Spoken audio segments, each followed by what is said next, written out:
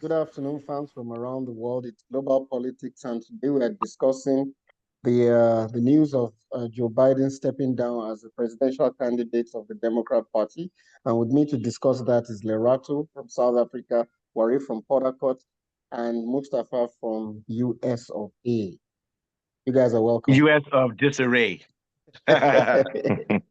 Okay, thanks everyone for watching our show. Our numbers have been good, but I was telling someone earlier, we're not here to just to get views for any reason. We're out here to get views because the more people who hear what we have to say can start to put it into their personal lives, and maybe one day it can start to be put into activism in your community and lead to a global movement. But we have to start here, and we're not arrogant. We know we have to work in conjunction with other people. So we're just one part of what I would call the humanist movement, which I think Lerato would call it the Black consciousness movement. So how's everything, Lerato, in South Africa? Yeah.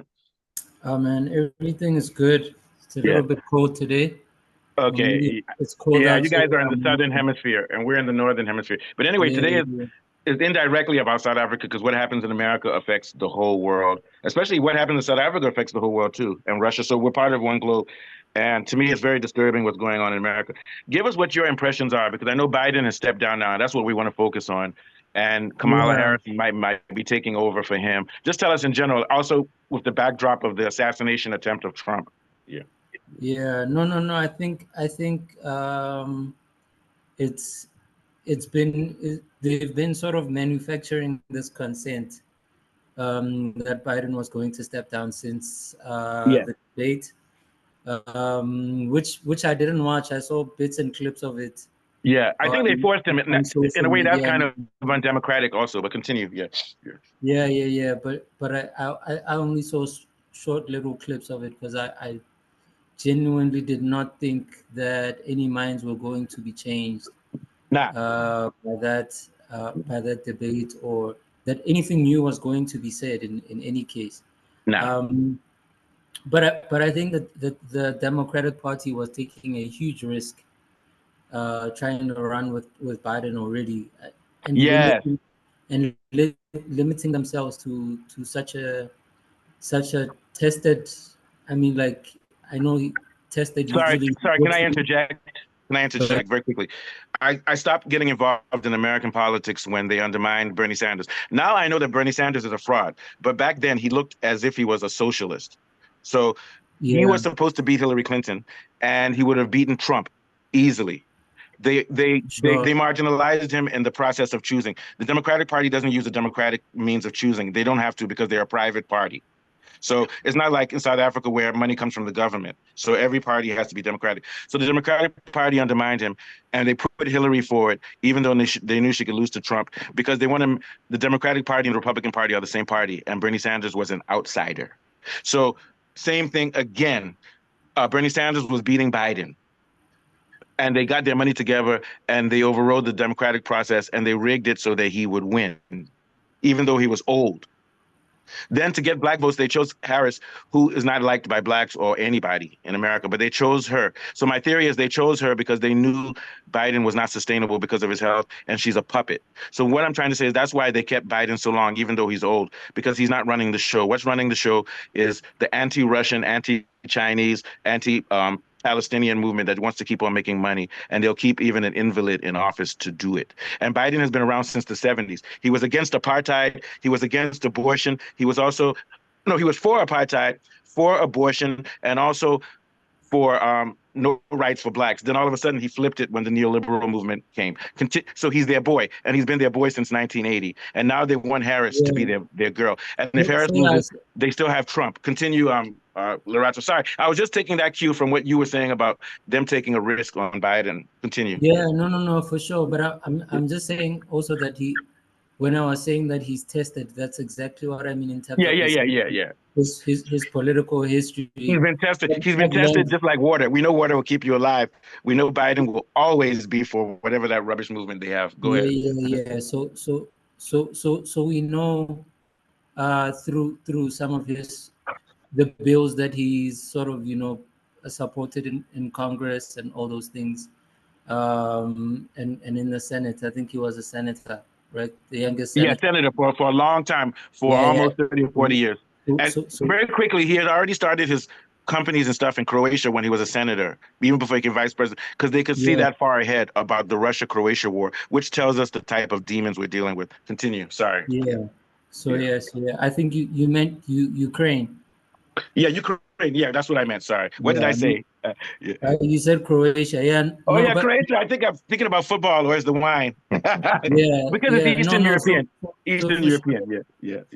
There's a lot of that that's happening. So Kamala Harris has been having a shoe in, of course. But now they're facing the challenge of Trump that was nearly martyred.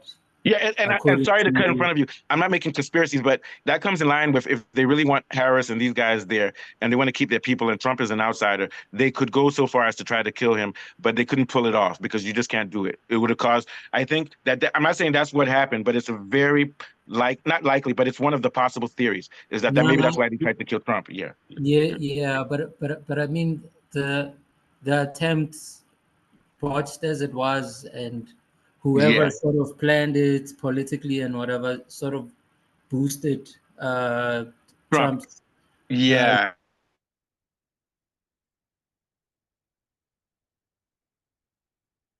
him as a demagogue to be, or but now they see him as a soldier, and even 50 Cent is singing music about him.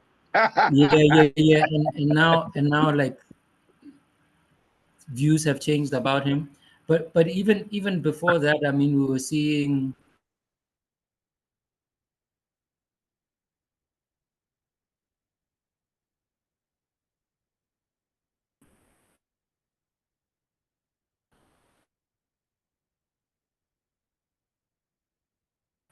Black Americans are moving culture. You may not. Trump is a white guy, so he's probably white supremacist. But one thing the Black community likes is authentic people who say what they mean, even if it's bad, who are kind of tough. And Trump has that type of persona. Continue. Yeah, for sure. I think it's sort of like this idea of Malcolm X and what he said, that I'd rather have the devil who tells me that he's a devil than a wolf that pretends to I'm going to pivot very quickly. That's Kamala Harris. Kamala Harris, who put more Black men in jail than ever when she was a lawyer. She's Black. She has a nice smile. She looks pretty. That's the devil in a blue dress. Continue. Yeah. So yeah, man. So it's going to be interesting to see how people in the US. But it feels like over the past week, it has felt like even the Democrats had reserved themselves to another 4 years of Trump. Yeah, I think Trump is very likely that he'll win. But and he chose a very young guy, J.D. Vance, who has charisma. Sure. So he has a successor. But the Democrats, the problem with the Democrats is they have no ideology. The Republicans actually have an ideology. They're kind of like in between corporate, but also like Malema and McKenzie, PA, and also Zuma's party. They're populist. The Democratic Party is purely corporate, so they have no identity, and they're going to start losing voters because you have to have charisma and have something that you can relate to the real people. They try to hide behind identity politics, like if you're a 6'6" guy, you can race with girls and say that you're a girl. That doesn't resonate with people. We care about economics and about our social values. So in the South, people are against abortion, so they like the Republicans. I think abortion should be allowed. But what I'm saying is that the abortion issue is not enough right now to save the Democratic Party, because the real issues are food, money, and some deeper values. And the people but I think the Republicans are just as much like capitalists and corporate. Oh yeah, they are. It's just that at least they're monopolists. They have some, and they're using the populist agenda.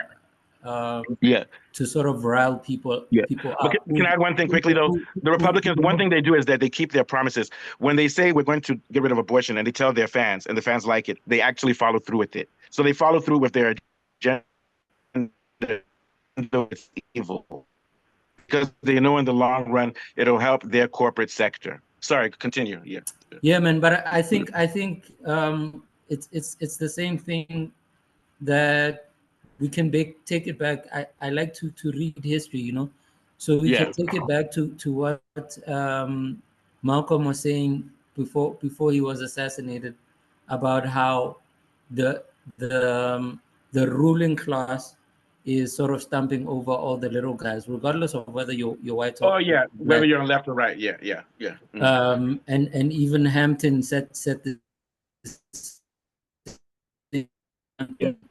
was onto the same thing. So, and this is what I believe is that the cultural. Sorry to interrupt, but I'm going on your point. So you're doing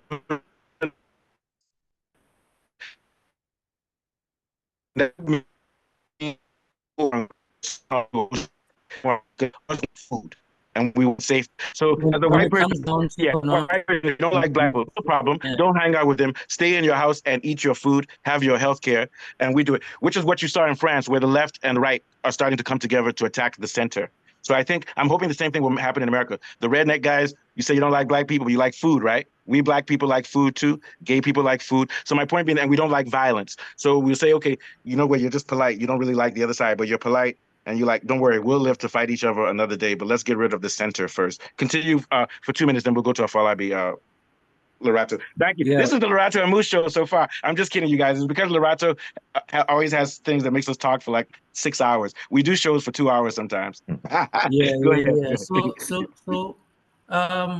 So the American politics are still sort of wrapped up in corporate culture. Yeah.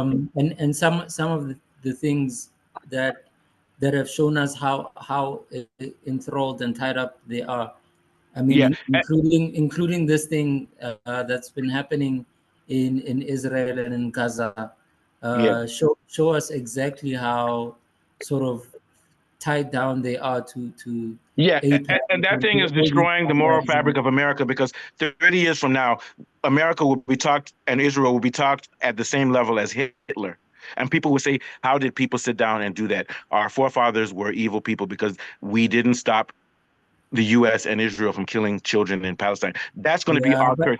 But I'm not sure. I'm not sure if America has a good enough memory to remember those things. You're right about it. There's no history in America because we don't even remember. Like Americans say that America is a democratic country. It's never been a democratic country. 30 years ago, black people were being lynched for hanging out in white institutions or dating white women or voting. And to this day, so what I'm trying to say is we don't have a long history, and we don't even have history. And also, the Western people have forgotten that we had World War II less than 50 years ago, and 6 million Europeans were killed, and they're doing the same. And we said, how could they do it? They're now doing it again by antagonizing Russia and China. Sorry, continue last thoughts. So I'm very much in doubt about. Of course, the world will remember, and the world will always try to remind the United States. But I think that the United States is sort of like an egomaniac. Yeah, and so and that's why we have BRICS. That's why we're having a new world order. Yeah.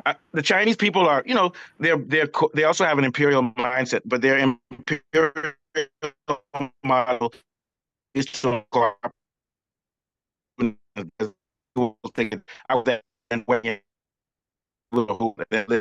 live in the mountains after all the white and black people are dead. Yeah, so I think you would agree that. I move on. Okay.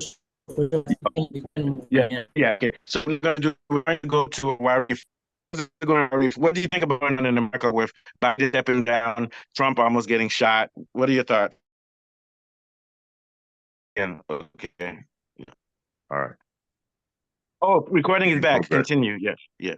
Okay. So I believe maybe his health is failing him, and he wouldn't want to go that length in stressing himself. Yeah. Well, let's say it goes but to me, I believe it's good for his health, because election is not do or die. It's only when people are stingy and selfish, they prefer dying in that position. But for him stepping down, I believe he'll bring more respect to himself, and he can stand anywhere and still talk.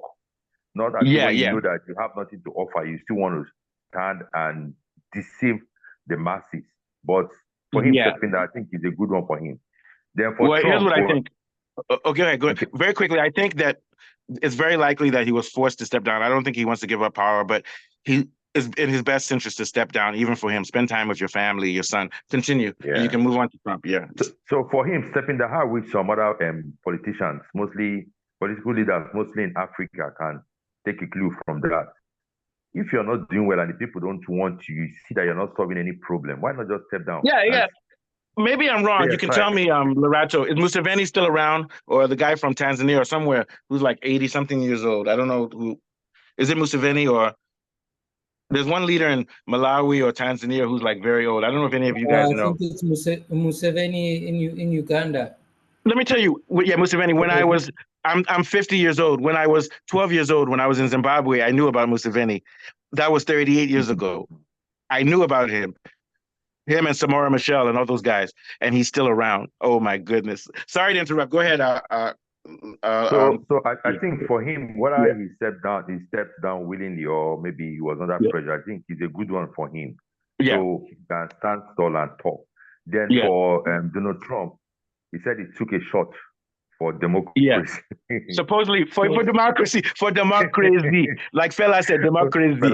Democracy. So I think, for him to have done that, that the shot is somehow contradicting. Some people are saying it was planned. Some people are saying, I don't know, maybe the sniper. To me, there's something fishy. There's something fishy. I don't know what it is, but there's something fishy. Continue. Yeah. Maybe the sniper, the sharpshooter, maybe he just lost concentration, which I'll say is a good one for Trump.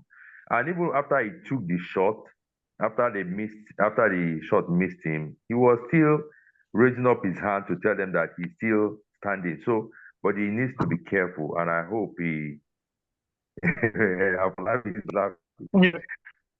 No, let me say, there's a thing in the U.S. you talk about drug kings, like in the ghetto. They said if you shoot at the king, you best not miss. It means you only get one shot, because now everybody's looking at you, and the king's going to come after you and kill you. Yeah, but also you can't try it again. They can't try it again. I can bet you, nothing will ever happen to Trump again, because they know they missed their first attempt. Yeah, continue. Yeah. But one thing I'm asking, one thing that has been in my mind is that let's see if he gets back in. Okay, if that happened, then it means that the whole government is involved. Not just Trump and his sector, because you can't pull off a scam like that unless the whole government gotten rid of Biden. They have Harris and Trump. Either one will serve their purposes. Yeah, continue. Sorry. Yeah. And then we'll go to like as I was saying, I said if is a group of persons that put that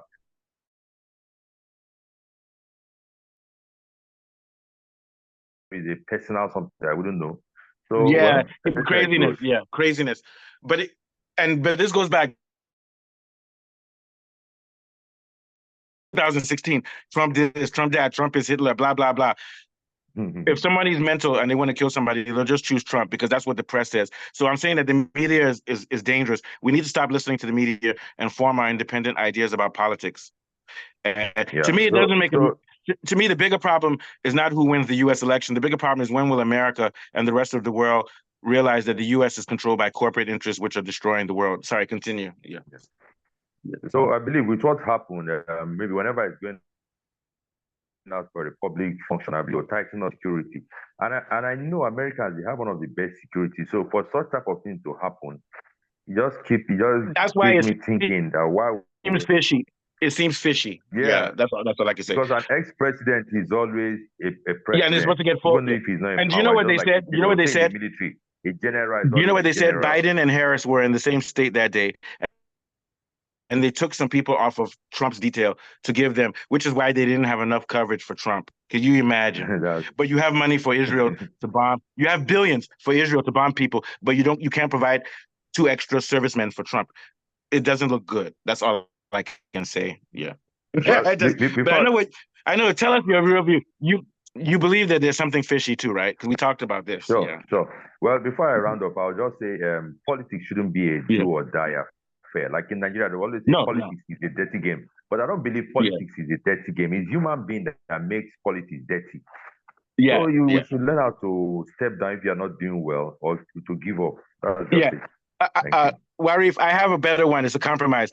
Politics should not be do or die. It should be do or lie. That's all. Lie, but don't die. Just lie, but don't die.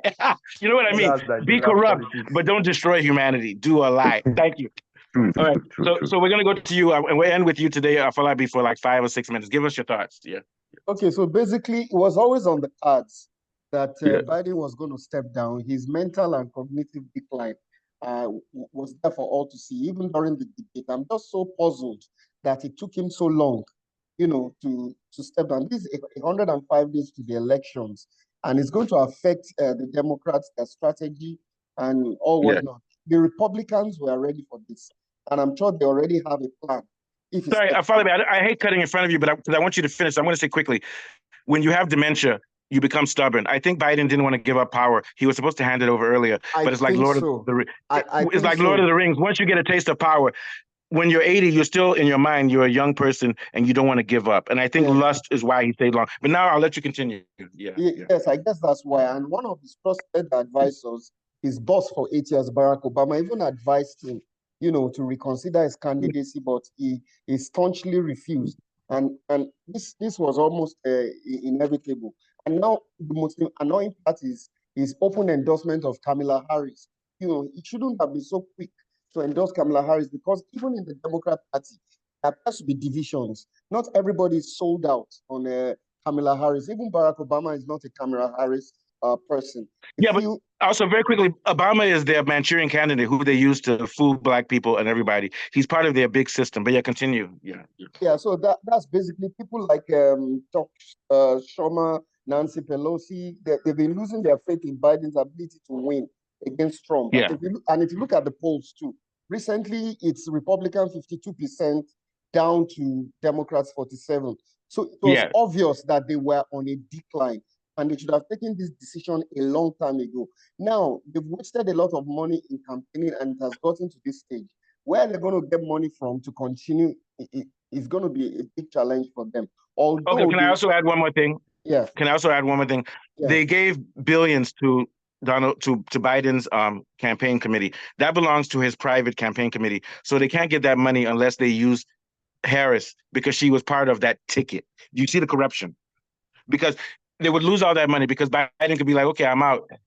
My organization takes all of this money. You understand what I'm saying? Yeah. So that's why they have to keep Harris. Harris is going to continue the Biden. She's his apprentice, and she's going to continue the evil stuff that they've been doing with him since the 70s. Continue. Yeah, but contrary to what you said, some of those donors that sponsored them, some of them are shifting their stance on Vice President Kamala You're right. Harris. Hey, Afolabi, you're so polite. You didn't want to tell me wrong that I'm wrong. You said contrary to what you said. No. Some of them you're right. I'm wrong. Continue. Some of them I are like not Afolabi. so You're a gentleman. Continue.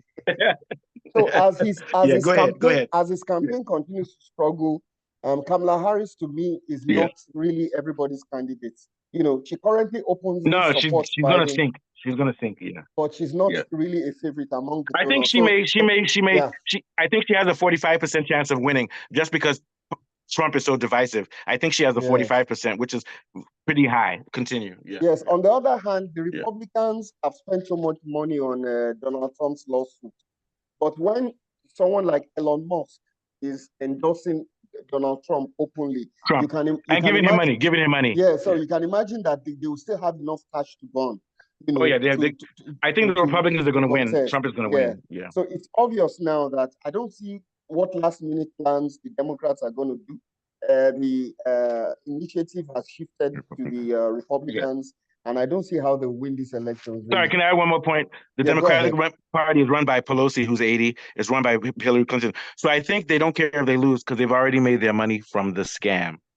And they destroyed the party. They don't care that they destroyed the party, because they care more about themselves than the party. So they've made their money, and they're very lucky. They made billions off of Ukraine and off of the killing of people in Palestine. Continue. Yes, and one interesting thing is that some European leaders attended the Republican National Convention sometimes last week.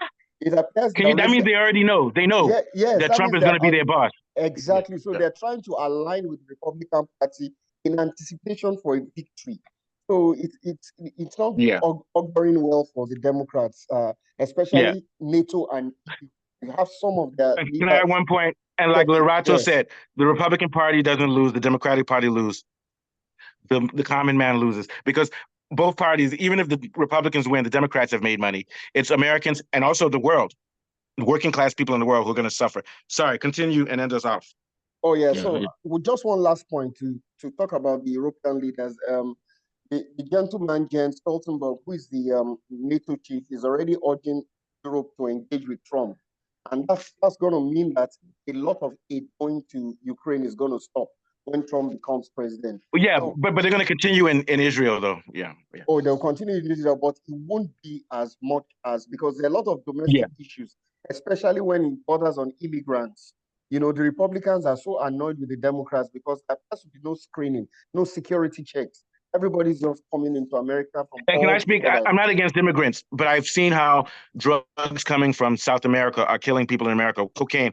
But I hate to say it, back in the day when you bought cocaine, it was cocaine. Now it's fentanyl and it's killing people. Continue. Yeah, but this thing of the drug war also goes two ways, because the drug cartels are using guns that are coming. Yes, you're right. Both sides are involved. But I think the citizens are so tired of it that the government is going to have to tone it down a little bit. Continue. Yeah, you're right. Reagan did it. Reagan and Bush. Continue. This is a great show, guys. It's very good. Continue. Lorato, give us 1 minute and then let's close out. Afolabi, I think, was wrapping up his point, and then I just want to make some points. Okay, no, I like your point. It's interesting. You can go ahead. Go ahead, Lorato. Yeah, go ahead. Go ahead. Continue your point because it's important. So I mean, the immigration point is always a sour point, regardless of where you're at. Especially South Africa, which has a big problem with that. No. Regardless of where you are, when you are struggling for resources, right? So whenever it's like, you know, that cartoon where the rich man is sitting on one side and he has 10 cookies and he gives the one man one cookie and then he's like, the immigrant is coming to take yours. You know? Yes, that's your point. So the way I look at it, that means if we have socialist governments, then immigration would not be a problem because now money will be spent on him. It wouldn't be a problem. It wouldn't be a problem. Yeah. In fact, it would happen in such a way that, and you would actually invite immigrants because it brings more diversity to your country and more production. But as well, those people would be able to redevelop their own countries. And then go back in the long run, you know. But I think that the other big problem now that the U.S. is going to have is this new ICJ judgment that just come in against Israel. That says they should cease what they're doing now. It's apartheid, it's genocidal, and all those things, like in the West Bank, in East Jerusalem, and in Gaza. Very quick, that means it's been formalized. It's been formalized in human history that this is evil, and goes back to what I was saying about we don't want to be part of this. I'm not part of it. I'm not part of that genocide. Continue. Yeah.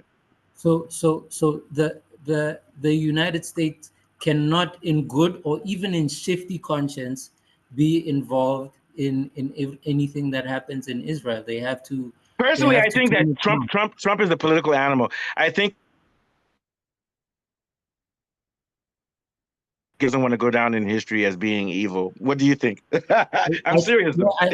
I think it is likely. It is likely, especially being that it's going to be seen as an anti-democratic move, like an anti-Democrats move for him to say, I'm going to stop this war that Biden has been funding and the Democrats have been and And can I say one thing? The Democrats played themselves because they're going to go down in history as funding two catastrophic wars, not the Croatian, the Ukrainian war, and Israel.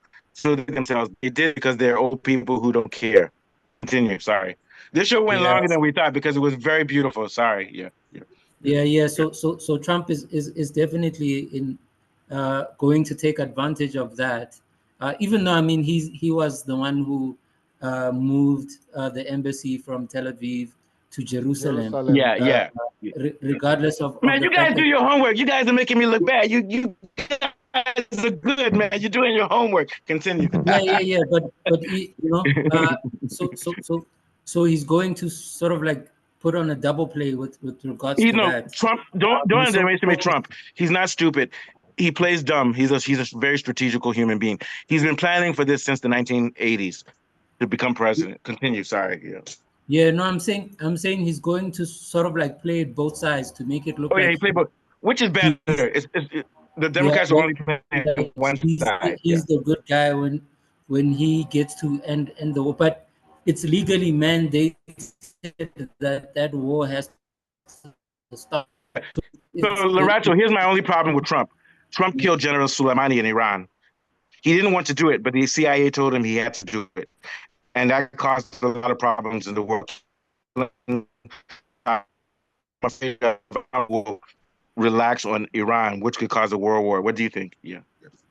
Yeah, I don't think sort of like the violent rhetorics are going to stop. And he did actually have a very violent rhetoric during his time when he spoke out against North Korea. But he also, he shook hands with Kim Jong-un. Even though he did go and meet Kim Jong-un. But he,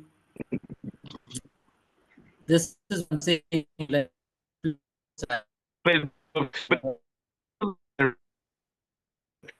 we get people in all of the cities of the world bringing socialism, whether they like it or not. So thank you, Lorato. We'll continue. Yeah. Let's finish with Afolabi. Lorato, Afolabi, and Warif. Thank you. We didn't believe this show. We said the show was going to be 10 minutes because American politics is not important, but it went beyond. Continue, Afolabi. End us out. Yeah. Yeah. So what I just want to say is that it's going to be very, very difficult for the Democrats to shift their strategy to help them to change. Like they say in Yoruba, Oton is finished. Yeah, it's finished because Republicans are already attacking Harris. Some say she's a liar, that the mental state and the cognitive state of the president was hidden, and they never told them the truth. And then this border crisis issue too is a very strong point against the Democrats. So it's going to be very, very difficult for them to do any last-minute strategic moves. Kamala Harris. Yeah. I think a victory for the Republicans is almost inevitable at this stage. And that's basically why I'm going to close. Can I round up? Okay, follow me. Sorry that your candidate is not running, Ben Carson. I was hoping he was going to be vice president. Ben Carson was on the short list for vice president. Sorry, I follow back. I know you like him. I like him too. No, but JD Vance, okay, so that's everything. Thank you, everybody. Like and subscribe. JD Vance is okay. He's good. He's good. Yeah. He's a better, candidate for Trump because of his age and his energy. Okay, so see you guys later. Thank you much, guys. So like and subscribe to Global Politics. We study everything. We're primarily Black consciousness, but we're world conscious because Black consciousness is humanity. So we wish America, France, Germany, Nigeria, South Africa, Congo, Burkina Faso, all those young boys in the Sahel, we wish you love and peace. Good night, everybody. Okay.